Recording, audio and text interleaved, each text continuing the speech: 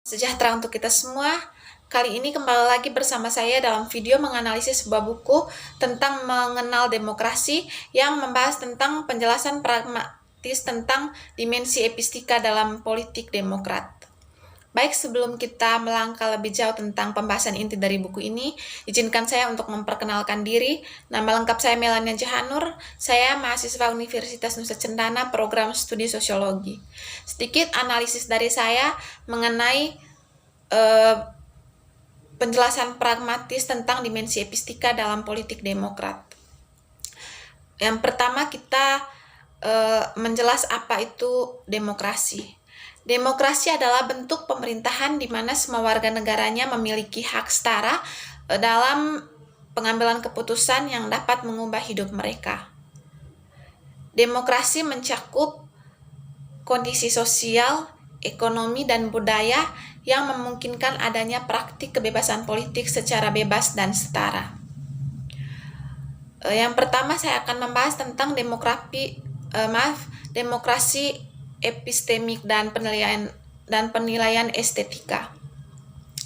Ada dua untaian teoritis dominan dalam refleksi normatif tentang ideal demokrasi dalam pemikiran demokrasi kontemporer. Dan mereka menangani masalah ini dengan cara yang berlawanan. Betapapun perlawanannya, untaian teoritis ini mereka tetap memiliki pandangan yang mendasari bahwa ketegangan antara persamaan vertikal dan horizontal secara normatif tidak signifikan. Di satu sisi, teori epistemik demokrasi menyangkal bahwa ketegangan itu signifikan karena mereka berpendapat bahwa persamaan vertikal dan horizontal adalah dalam keadaan ideal, selaras, dan di sisi lain, teori estetika penilaian demokrasi membubarkan keterangan dengan menyangkal bahwa dimensi vertikal relevan untuk aturan politik sama sekali. Pemahaman estetika penilaian politik dicontohkan oleh teori-teori yang diilhami oleh konsep Hannah Arendt, berpendapat bahwa demokrasi bukanlah masalah epistemik. Menurut pemahaman ini, nilai dari keputusan politik terletak lebih tepatnya pada potensi pembangunan dunia yang demokratis untuk menilai yang baru, yang pada akhirnya melindungi kebebasan politik dan pluralisme radikal melalui imajinasi dan rasa kebersamaan. Sementara paradigma pemikiran Arendtian tentang masalah penghakiman dalam demokrasi menyelesaikan ketegangan dengan hanya menyangkal bahwa demokrasi adalah tentang kebenaran atau permasalahan vertikal. Teori epistemik demokrasi pada gilirannya cenderung mengklaim bahwa tidak ada ketegangan karena kita dapat memahami pengaturan kelembagaan komunikatif ideal yang menghormati kesetaraan horizontal dan yang dengannya demokrasi dapat menghasilkan hasil yang benar. Teori epistemik demokrasi bertujuan untuk mendamaikan kesetaraan horizontal dan kesetaraan vertikal dengan mengklaim bahwa tuntutan moral untuk partisipasi hampir universal dalam debat dan pemungutan suara demokratis. Kesetaraan horizontal sejalan dengan kesetaraan vertikal karena debat demokratis yang inklusif dapat egaliter atau penghitungan suara agregat adalah mampu melacak kebenaran. Di sini akan memberikan pembahasan yang lebih rinci tentang persamaan dan perbedaan antara varian yang berbeda dari paradigma ini. Dan juga akan membahas kelebihan dan kekurangan masing-masing. Di sini saya hanya ingin menunjukkan asumsi dasar yang dimiliki oleh para ahli teori demokrasi epistemik. Para ahli teori ini menganjurkan partisipasi politik inklusif bukan untuk alasan keadilan prosedural atau sebagai realisasi otonomi. otonomi individu, atau karena kemungkinan kebesaran politik dan masyarakat majemuk, tetapi karena mereka yakin bahwa partisipasi dalam keadaan yang tepat umumnya mengarah pada keputusan yang diinginkan, diukur berdasarkan standar kebenaran independen, alasan rasionalitas, konsensus, dan lain-lain. Dalam mendukung pandangan seperti ini, teori epistemik demokrasi bertentangan dengan keyakinan yang dianut secara luas dalam filsafat politik, bahwa kebenaran atau kebenaran tidak dapat memiliki tempat yang sah dalam refleksi normatif kita tentang demokrasi. Misalnya, John Rawls membuat saran penting bahwa kebenaran seharusnya tidak berperan dalam alasan publik demokrasi.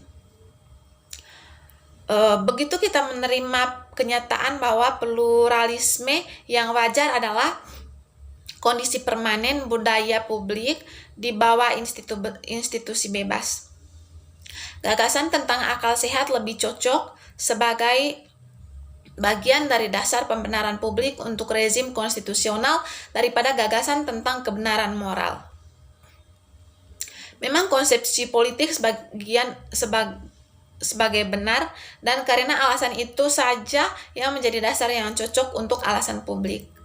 Bersifat eksklusif, bahkan sektarian, dan kemungkinan besar akan mendorong perpecahan politik. Rawls takut bahwa klaim kebenaran yang secara inheren menjadi fondasi sejauh menyiratkan klaim keabsahan universal akan menyebabkan menyebabkan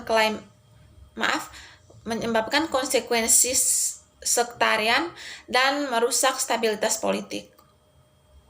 Tanpa harus berbagi motivasi yang sama dengan Rawls, banyak ahli teori demokrasi liberal telah secara diam-diam atau eksplisit mengadopsi pandangan bahwa fakta pluralisme yang masuk akal atau fakta ketidaksetujuan mengajarkan kita untuk agnostik terhadap klaim kebenaran dalam politik.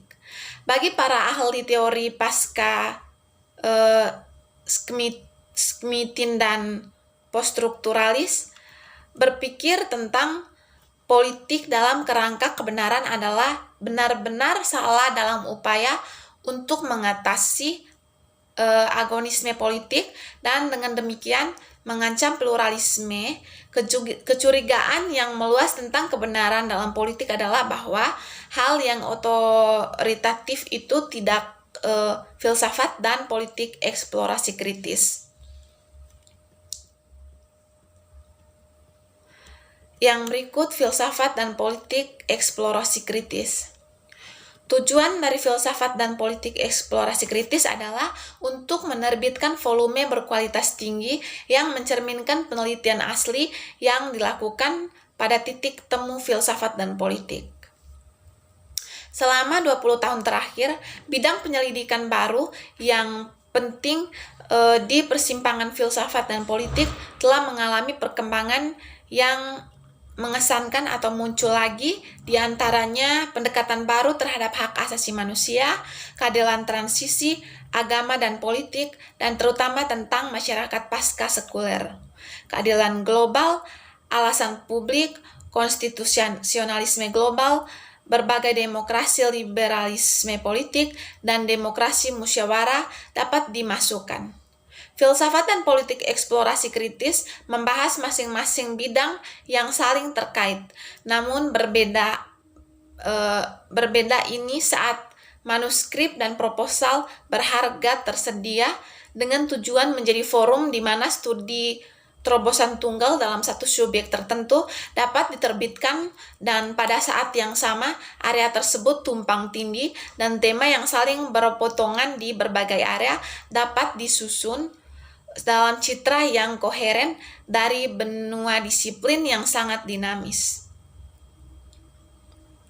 Beberapa studi yang diterbitkan adalah eksplorasi teoritis yang berani dari satu tema tertentu, dan dengan demikian terutama ditunjukkan pada spesialis, sedangkan studi lain cocok untuk membaca yang lebih luas dan mungkin untuk diadopsi secara luas dalam program pascasarjana. Serial ini mencakup monografi yang berfokus pada topik tertentu, serta kumpulan artikel yang mencakup tema atau kumpulan artikel oleh seorang penulis.